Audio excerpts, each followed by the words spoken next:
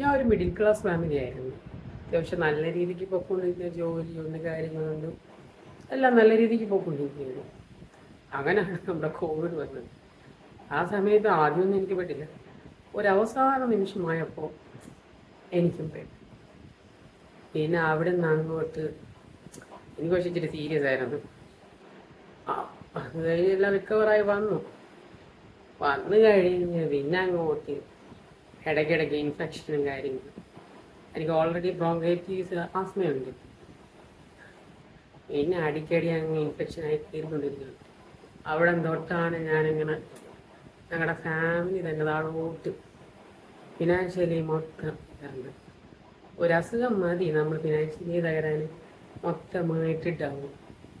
അന്ന് തൊട്ട് ഇന്ന് വരെ ഫിനാൻഷ്യലി